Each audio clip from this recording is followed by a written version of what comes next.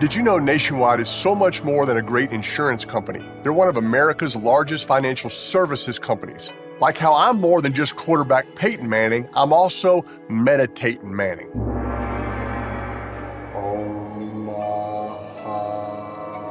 For your insurance and financial needs, Nationwide is on your side.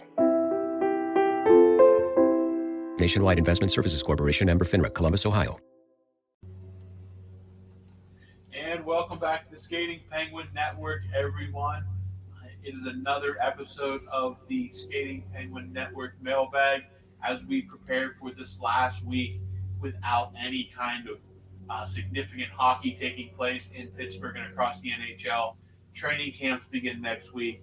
The Penguins are on the ice in a preseason game next Saturday. But for now, it is myself, Robbie, joined by Snail across the country.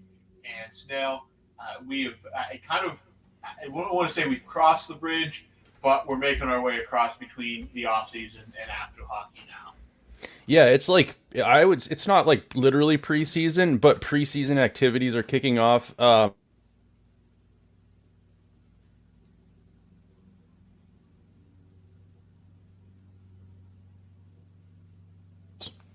I kicked my router thing.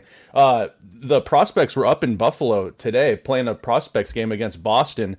And I think they've had a pretty good showing. Rucker McGroarty scored a goal. Tristan Brose scored a couple of goals. I think it was like 5 unanswered or something like that. So just seeing that update this morning on my phone is a huge indicator that hockey is right around the corner. We've got football games kicking off.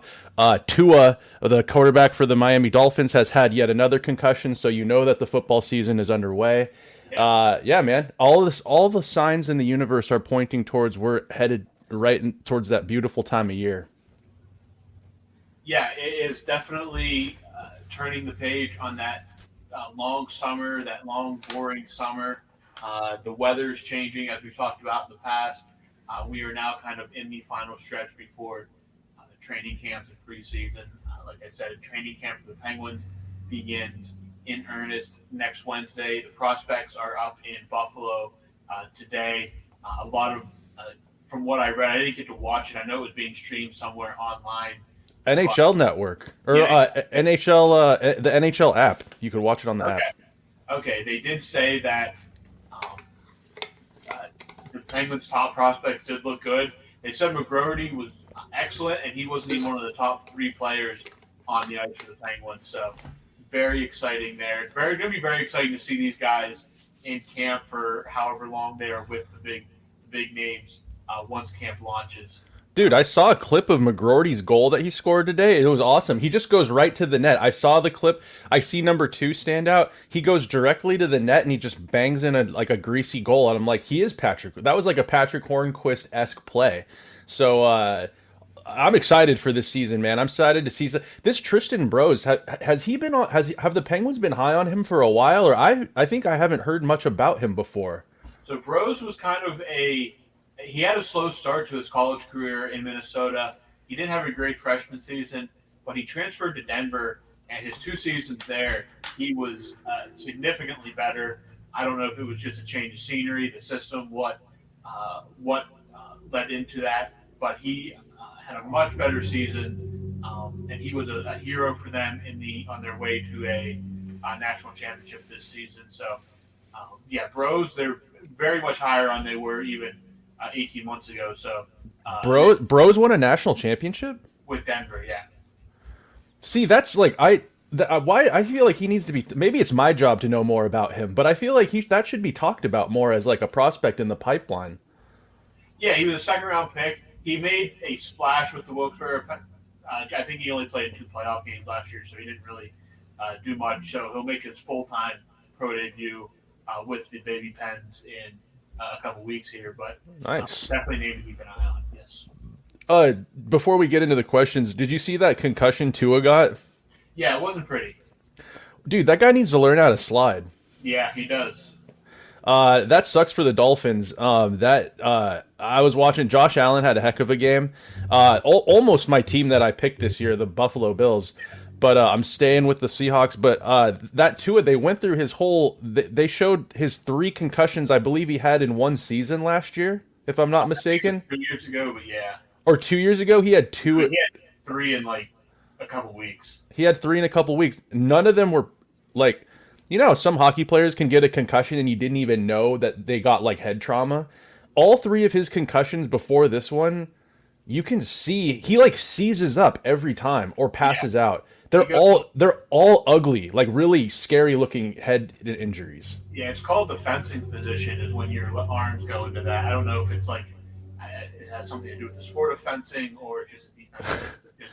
But yeah, your arms. But where your arms, every single one of them, he has like his arms go. He looks like he's seizing, and it's very scary. It's a very traumatic injury. Yes. You've got to wonder if if you're his doctor, are you telling him, dude, one more of these and you might be like drooling one day, like in your chair, like, or like, what? I don't know. This whole head trauma thing with football. I mean, they know that's why they get paid the big bucks. They know the risk, but I just couldn't help but see that and be like, man, is that going to be it for this young quarterback in Tua? You never know. You don't know what happens, and I mean, the brain can only sustain so much. So it'll be interesting to see what happens. It will. But anyways, yeah, it's super exciting time of year right now, and it's just kicking off. I would say it's not even fully underway yet. But let's get into some questions, Robbie. We got a question here from our pal Logan Cranky, and he says it's a little bit of talk about the Nick Robertson signing up in the fishbowl that is Toronto. He says, do you think it is possible Toronto signed Nick Robertson just to trade him? I think it's absolutely possible, especially with the Max Pacioretty PTO. It sounds like he's getting a contract. They just had to go PTO because they had to make a move somewhere to open up space. And I think Nick Robertson is a more movable asset as a guy with at least a contract signed. A team more likely to give up assets rather than have to play the restricted free agent game where he could technically still be taken away from the team that trades for him. So, I think he's more valuable as a signed asset. Now, again, no guarantees he does. But they're going to have to make a move with Pacioretty coming in, unless Pacioretty would, for some reason, get injured and not be able to get a contract with Toronto. But I certainly believe that he is going to be in Toronto on opening night, thus meaning they'll have to clear some kind of salary cap space. And Nick Robertson looks like he could definitely be a candidate for a trade. So, something to keep an eye on as we get into training camp and inch our way through the preseason. I actually have a bit of info on this question that I heard yesterday. Again, listening behind enemy lines on the TSN Overdrive Sports Radio talk show. Pierre LeBrun, Hockey Insider, came on and discussed Toronto's cap space and the Pacioretty PTO and the Nick Robertson signing. And they also signed that monster Yanni Hakanpää, the defenseman, as well, as a 6'7" defenseman for them. Basically, what I heard about Nick Robertson was they tried all summer to trade him. And despite our enthusiasm to hopefully have Dubas pick up the phones and talk about acquiring this young gun, there was no interest in the trade market for Nick Robertson, which surprised me. So they came to an agreement and signed him to like an 8.75 contract. And this contract, like the question kind of states, it's easier to trade him when he has a contract and it's under $1 million.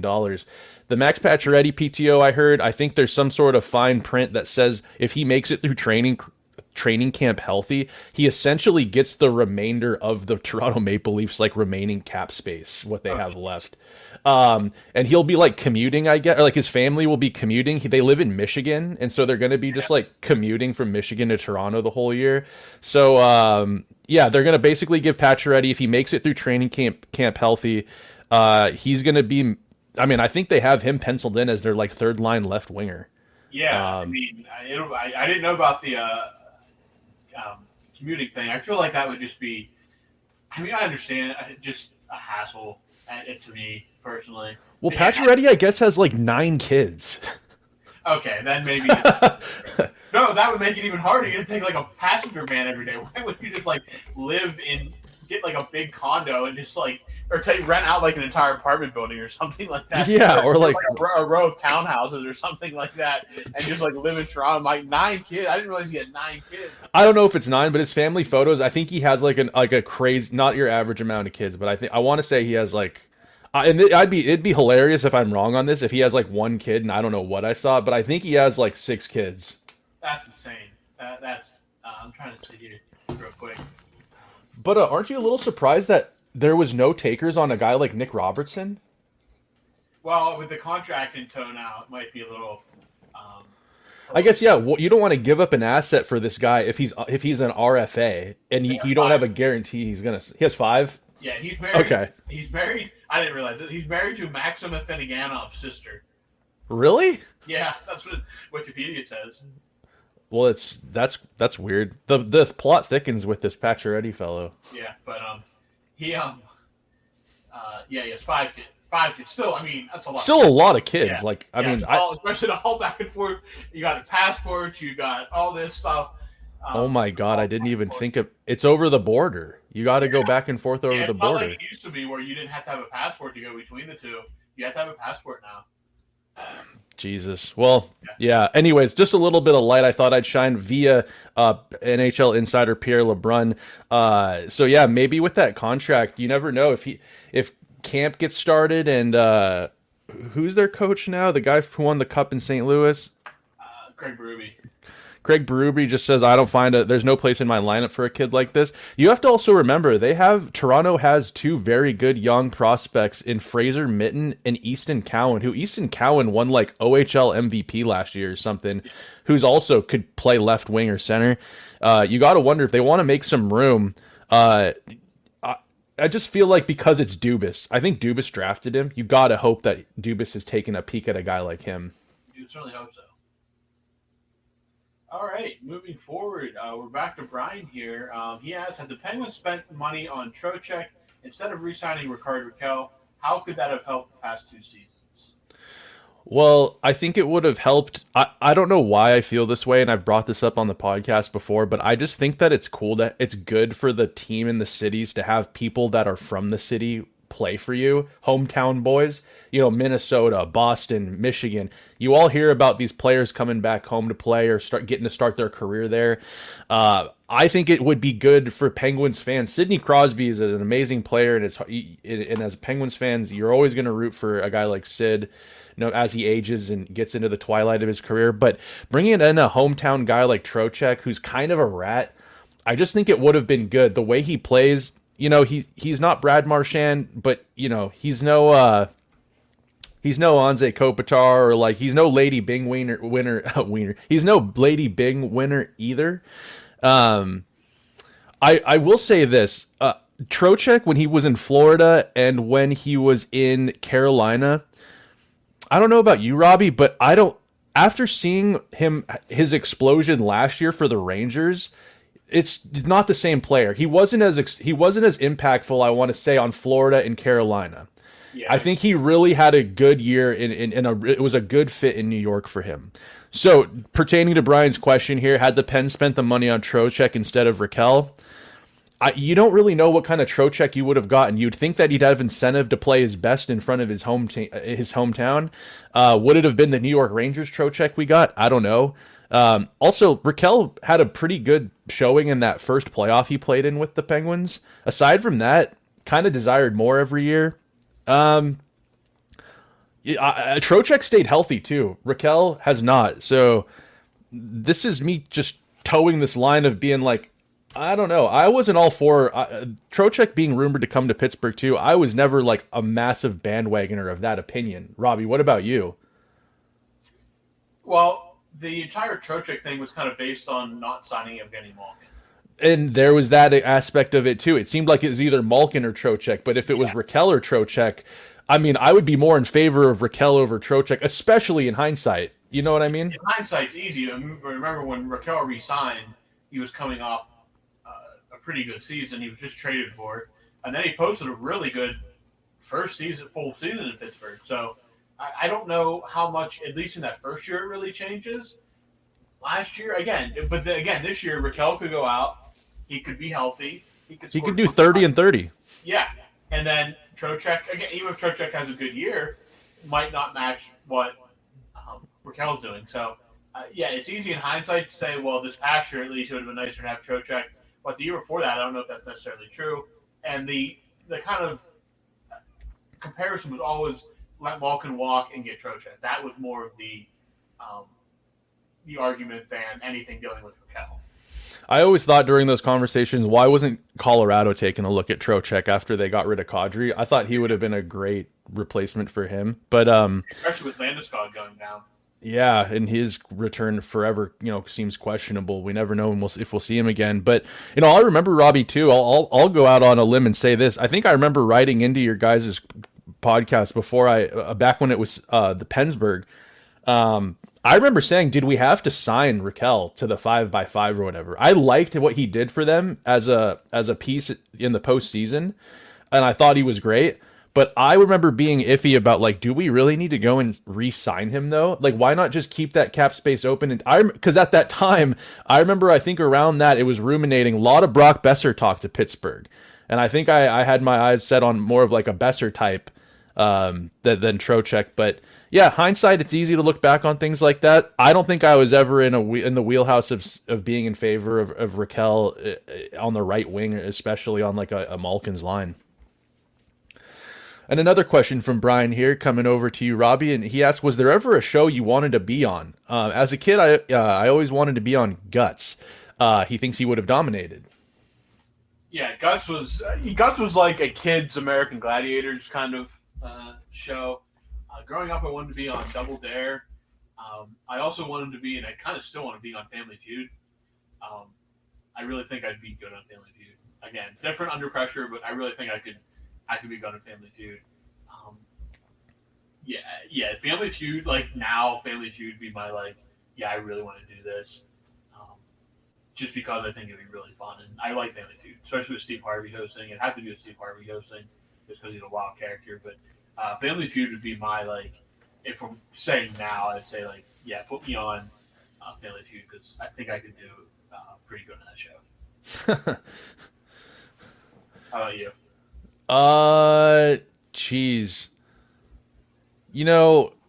Whenever I see these people on these game shows and stuff, or shows that you could participate in, I was the biggest critic. I'd be like, you morons, how do you not know that? Absolutely. Like when I'm watching Who Wants to Be a Millionaire and I'm getting like 6 in a row, I'm like, God, I'd have hundreds of thousands of dollars right now. But then I think of like instances where I would have to go up and retrieve my food order when they call my number, or being in class when I was in high school and having to answer a question and I just freeze up and have so much anxiety. I would have never been good on a game show. But I remember I went to Universal Studios and I watched like a recording thing of not a live recording, but I watched Who Wants to Be a Millionaire, and I was like, what? Yeah. I know I know enough about quite a few things. I feel like I have a chance of going at least kind of far in a game show like that. Yeah, I forgot about that. Who Wants to Be a Millionaire is another one that, like, when I was younger, I was like, man, I think I could do pretty good. I probably wouldn't know, but I could do pretty good. Yeah, you never know, because when you get the anxiety going, sometimes I feel like your memory becomes like a sealed, like it's like a restricted area of a library all of a sudden. Yeah. You can't remember like what street you live on. But when you're at home having a beer on the couch watching some moron compete for $1 million, you're like, you idiot, of course it's this answer. Absolutely. All right, sticking with Brian here. I know teams rely on players to communicate with players that don't speak English, but do teams have hired translators?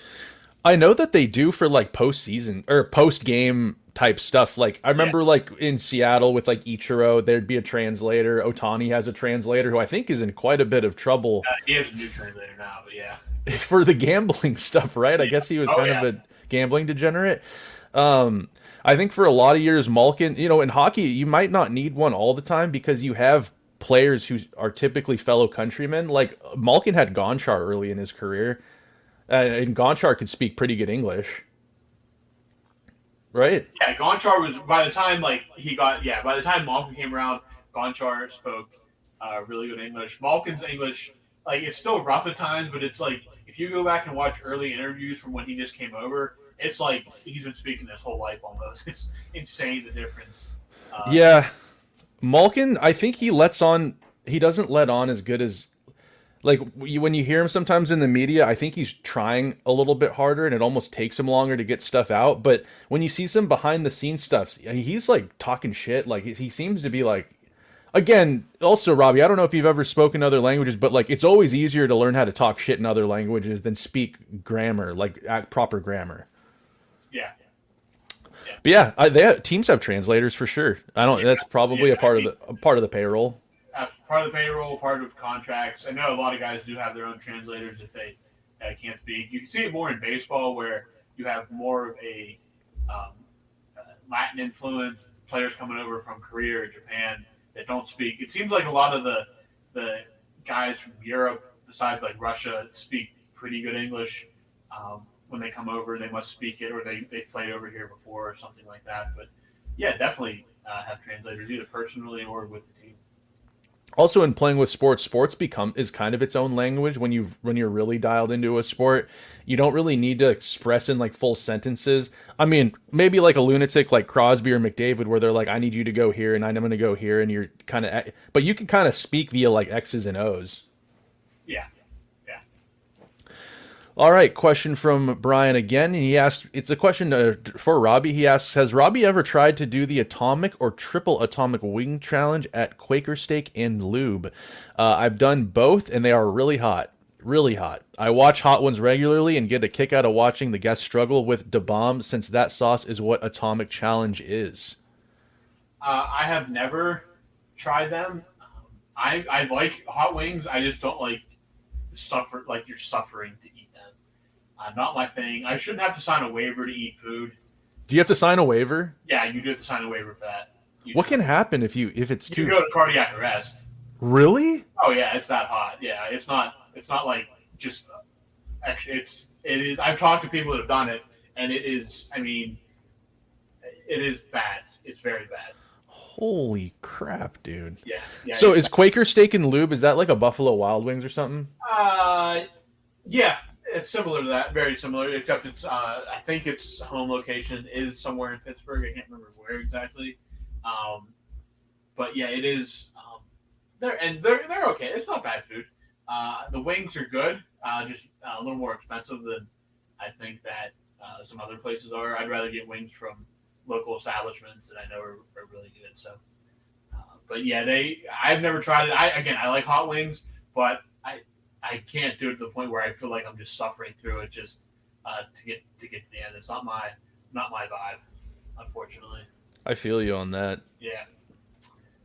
All right, Brian again here. Do you like the addition of Joe Brand to the broadcast team? So I saw that they hired this Joe Brand fellow. Wasn't familiar with him whatsoever. He's replacing is it Mearsy or is it Getzoff? No, Steve Mears on the radio. Steve Mears, who we know went to Columbus, and I was kind of okay with that. I wasn't like the biggest fan of Steve Mears. So a little bit about this. Do you know anything about Joe Brand? Not really. So Joe Brand, I was just gonna say, he was with the Chicago Blackhawks as their studio host and fill-in play-by-play broadcaster.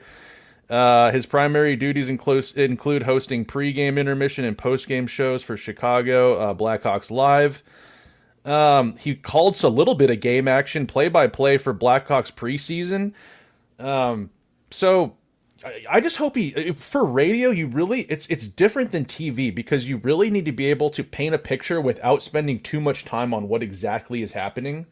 It's truly an art form. Out here in Seattle, we have a couple of good radio broadcasters that cover, the Kraken as well as the Mariners and Seahawks. So hopefully this is somebody that has a passion for it and has just been looking for an opportunity to get in. And I hope that the emotion's there, because when you're in the car listening, I want to be I want it to paint a good picture in my head, and I also want to be upset when bad things happen. I want to feed off of this broadcaster. So I'll be listening. I actually do listen to quite a few Penguins games on radio just because of work. Sometimes in the fall and early spring and winter, I'm working until 4:35 and the puck is already dropped, so I'll put in a headphone and listen to these games on the radio. So I just hope for everyone's sake this guy's got the passion. What about you, Robbie? You got any opinions? Do you listen to many games on radio? I don't really, because I can watch all the games and I'm not usually traveling or anything like that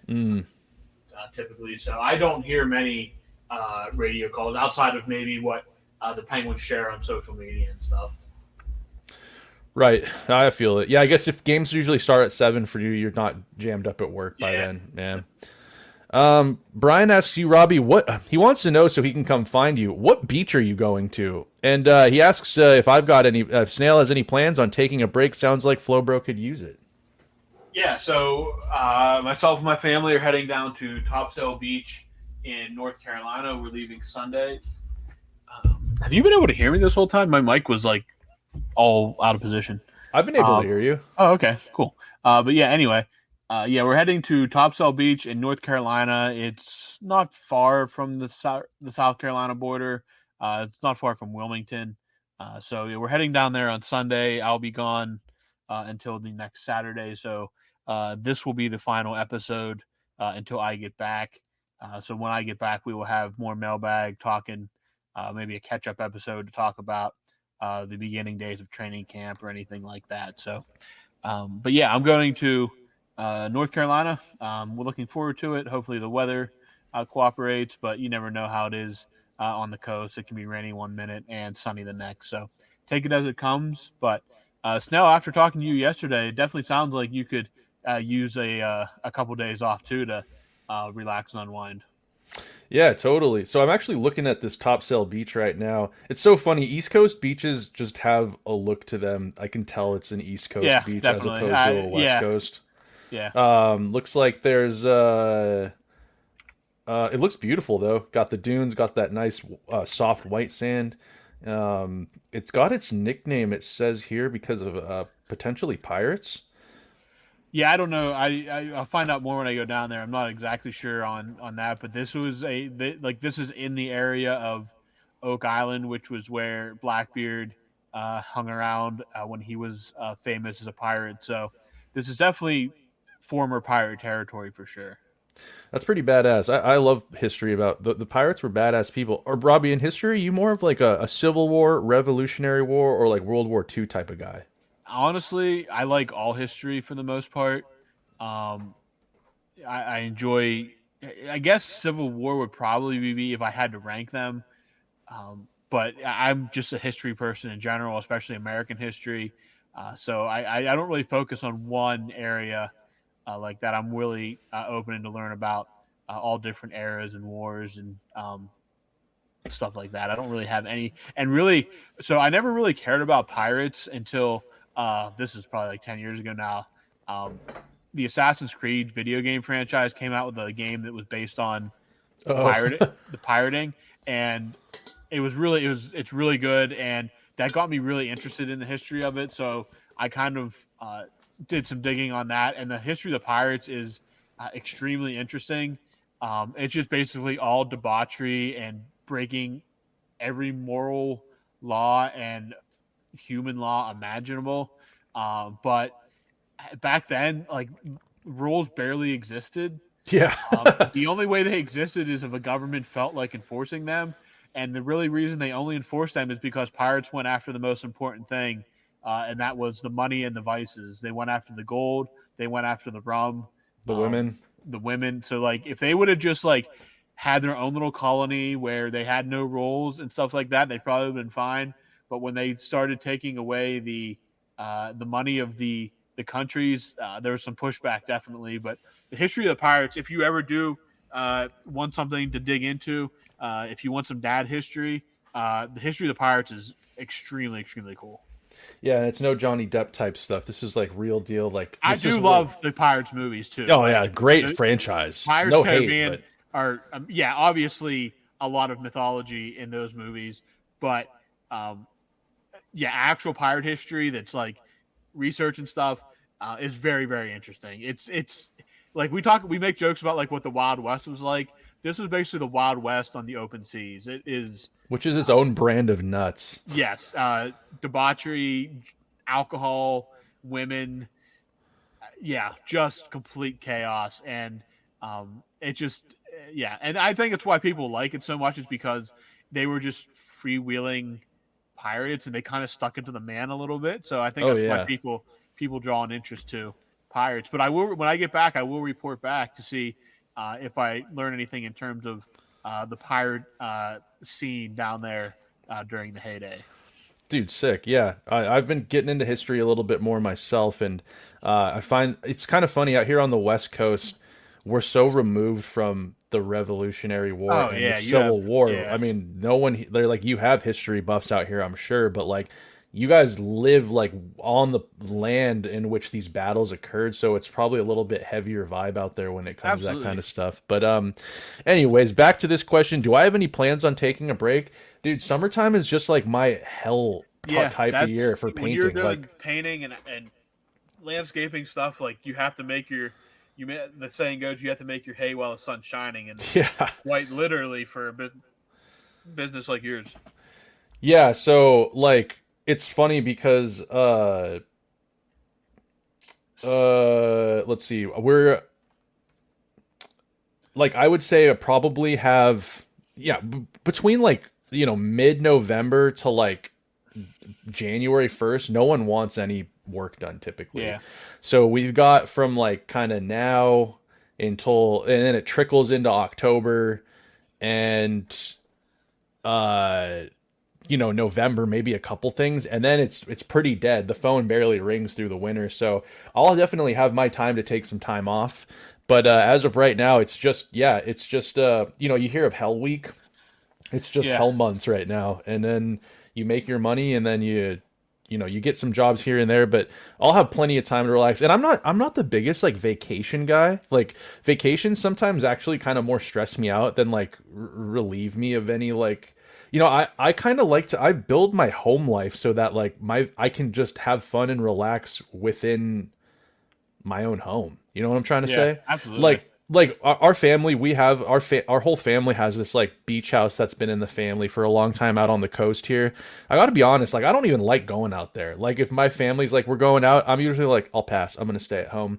I'm more of like, probably would like to go more into the mountains, hang out up in nature up there. But even nowadays, it's like, dude, with work and everything, I just like to come home. I like to have my beers, have my food, my snacks, and be unbothered in my own home is like a vacation for me. Oh yeah, there's nothing wrong with a staycation. Absolutely not. No, totally. So that's kind of where I'm at with it. But yeah, I'm jealous, Robbie. You got to update us on how things go out there and on the salty shores of North Carolina. Absolutely, will do when I get back.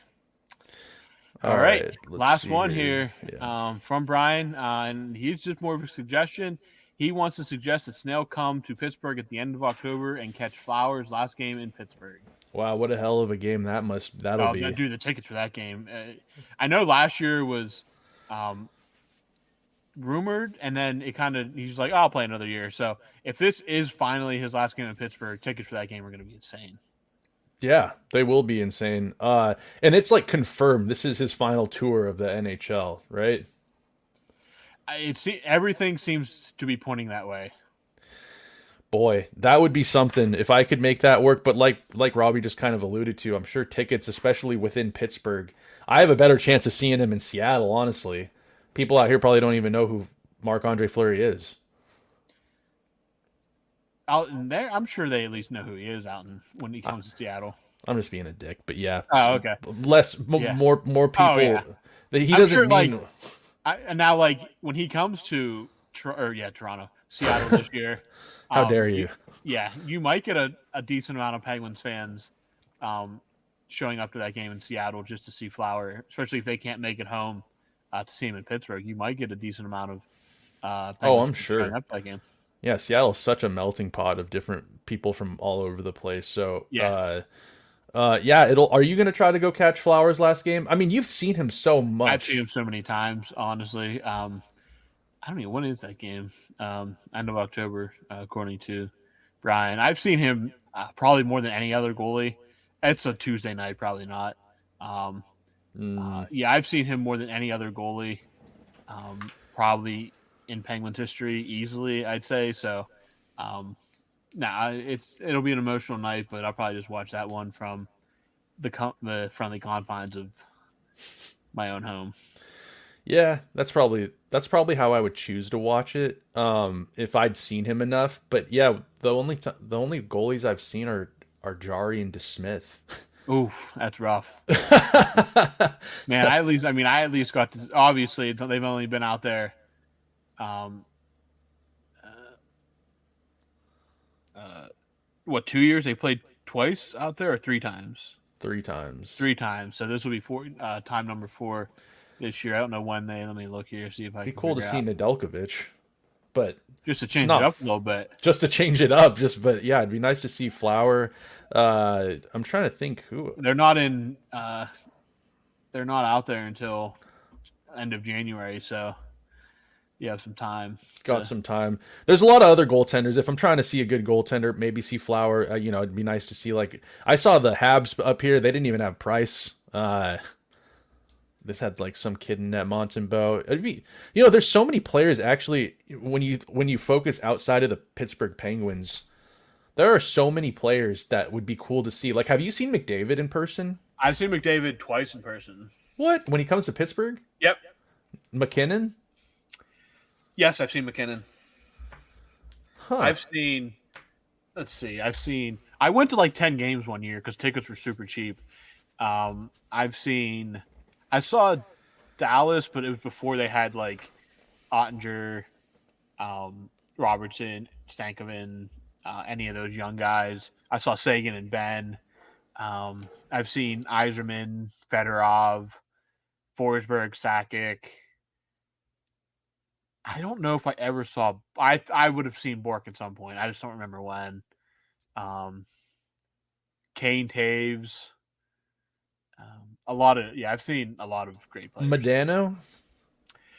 I don't believe I ever saw Dallas until like 2018, so he would have been gone by then. Or what about when he was on the Wings?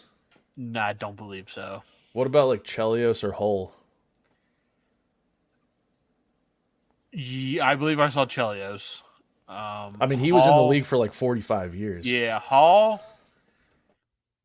I cannot recall. I honestly, maybe when he was with the Red Wings, to the end of his career, I may have been to a game, but I cannot totally recall Brett Hull. One player I did never see was Wayne Gretzky. Oh, you never saw 99? Nope. He was with the Oilers pretty much until LA. I never saw LA until like the Kopitar years, and then St. Louis and all the Rangers. It just never worked out. What about What about Shanahan, Brendan Shanahan? I would have Detroit, yeah. Yeah. Those Detroit teams were just so stacked. That's pretty cool. You got a cool list of people you've seen come through. Yeah. Hasek, Waugh. Brodeur more times. I saw Brodeur at the peak of the most boring hockey you can ever imagine when he played with the Devils. Yeah, where they changed the rules because of him. Yes, it was absolutely miserable. Like I actually, for a while there, we purposely stopped going when we just said we're not going to watch them play the Devils because we knew it was going to be a 2-1 slog, a 1-0 slog. Yeah, I almost saw his record-breaking shutout in 2000. It would have been 8, but Alex Goligoski scored like late in the third period to break the shutout. So he didn't get the record that night. He got it like Goligoski just retired. He did. Yep, he did hang him up. He's cup-winning Goligoski, right? Yeah, he was on the team in 2009. Yeah, and then he was a part of the James Neal trade, I believe. He was. Yep, he was the James Neal and Matt Niskanen trade. He was like the key component in that trade. Well, Goose was a good defenseman. I think he might have been one of the reasons why they traded out Ryan Whitney. He kind of was, yeah. Well, Letang coming up too. They would have had like just a three offensive-minded defensemen. Because Whitney was good in Pittsburgh. Like I was kind of sad when they traded him, but I mean that's the sacrifice you make. We got Chris Kunitz and Chris Kunitz out of that deal. Yeah. And obviously Pittsburgh legend. Ryan Whitney, like it seemed that he's so famous from Spit and Chicklets now, but like he actually had like a career, a hockey career, and A long hockey career. but like after Pittsburgh, he kind of never had I think injury riddled and never really was like that. I think he played in an Olympics, which is cool. I think he got some. He might have been on the 2010 team. He was on the team, but not on the ice. Okay, he was one of the reserves. Yeah, he was a reserve, but I think he was in that Olympics. And then he played for a few teams, like kind of like I think the Ducks obviously, and then I think he had like a short stint with the Oilers. The Oilers it was actually longer than I think you realize, but yeah, the Oilers are kind of like the team he pulls for now. Yeah, I hear that now. He's on the Oilers bandwagon quite firmly. Yeah. Let's see here. He went to BU. I mean, if you hear him talk, he is a Boston guy. Oh my gosh, yeah, he played. Let's see, parts of 4 seasons in Edmonton. Oh, that's longer than I thought. And then I think did he ever play a game for like St. Louis or Florida? He played for Florida. He played 7 games for Florida. Really? Mm-hmm. That's kind of funny. I don't remember that, but yeah, he did. I mean, was he supposed to be like a puck moving, like defensive or power play quarterback type defenseman? Yeah, he was kind of in that mold. I mean, the Penguins drafted him 5th overall. Like he was supposed to be in 2002. Like he was their 5th overall pick. He was supposed to be. God, the Penguins had some high picks in those 10 years. I mean, they were bad. They were bad. No way around it. They were bad. From Boston. Obviously, if you ever listen to him talk, it's just brutally obnoxious when he talks. Boston accent. But no, he was. I forgot. I was so used to him being number 6. I completely forgot he wore 19 for the most part in Pittsburgh. I still picture him with 6. But yeah, he was. Yeah, I mean, he scored, and the first he got traded in. At the point he got traded in 2008, he had the year they won the cup. Yeah, he had 23 points in 48 games. The year before that, he got traded the year before. Yeah, sorry about that. Yeah. I'm looking at the wrong. In 2007, the first year that they kind of put everything together, made the playoffs, he had 59 points in 81 games. Like, dang. Yeah, and then that's year, nothing to scoff at. He played. Yeah, he was there when they went to the Cup in 2008. He had 40 points in 76 games. Like, yeah, hit top pairing numbers. Yeah, hit double digits in goals both those years. He wasn't like he definitely fell off a little bit in 2009. 21 points in 48 games, only 2 goals, but 21 assists though. So like he was still distributed. But again, that power play back then was just so lethal when they could actually have somebody that could coach it. But we're gonna see if they can coach it this year, boy. That's gonna be one of the main things people have eyes on. Yeah. Yep. We'll find out soon. I think this year they need to just let Carlson quarterback, and he needs to run the power play. I think you've got all these weapons. I think you need one power play where Carlson just runs the whole damn thing. He's the one trying to get shots through, using his shot and his prowess. And you got maybe one other stud on there. You got Sid or someone, and maybe a couple other secondary guys. And then you have another power play where it's someone else running it. But I think this year they need to just let Carlson and who's the assistant coach? Dan Quinn. They need to let Dan Quinn and Carlson cook. Absolutely. You on board with that? You think that they deserve a little run? 100-point Carlson, right? Yeah, I would. Yeah. Well, Robbie, actually, I just saw, quickly before we wrap this thing up, I just saw Elliot Friedman report that Phil Kessel is still looking for employment in the NHL. Jeez, man alive. And I really thought last year he was going to, everything pointed to him signing that contract right at the trade deadline. I figured that when that didn't happen, that was pretty much it. Like, I mean, he couldn't get a contract with, was it Vancouver? He was with their farm system, and that was with like Jim Rutherford too. Like, And I mean, Talkett, who loves Phil. yeah, I can't believe that they didn't.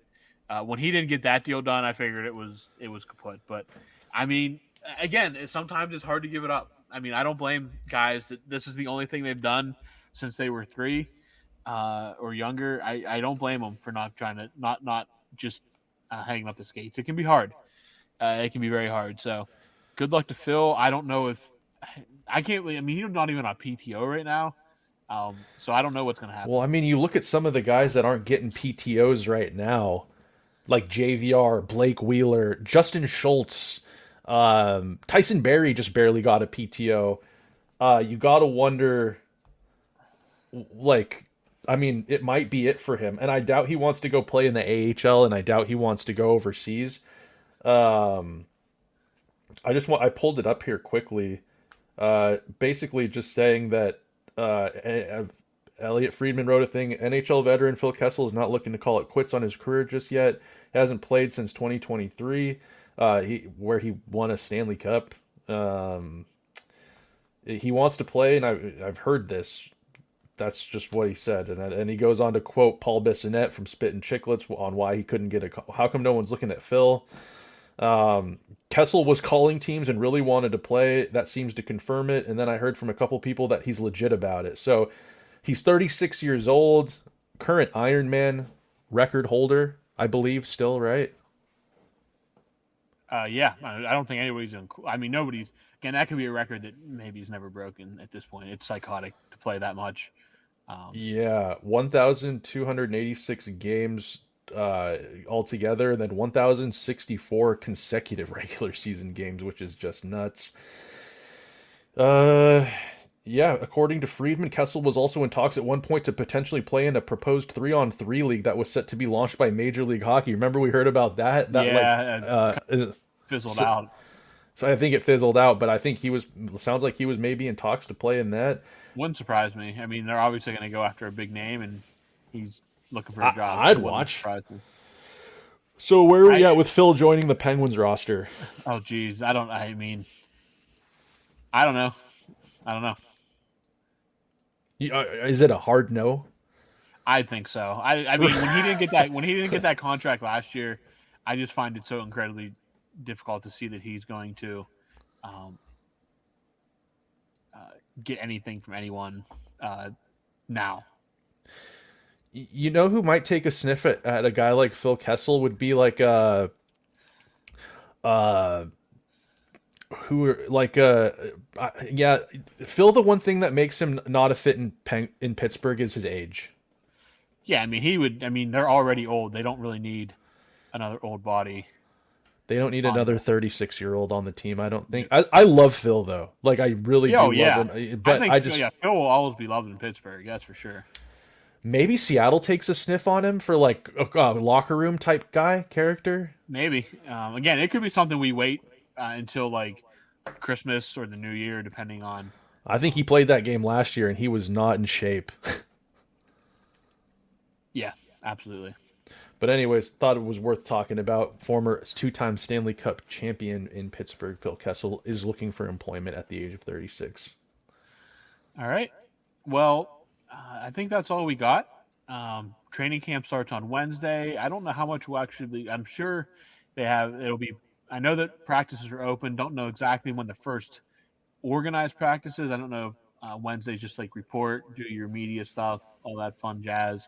Or what. More eyes on Crosby, obviously, with the extension talks.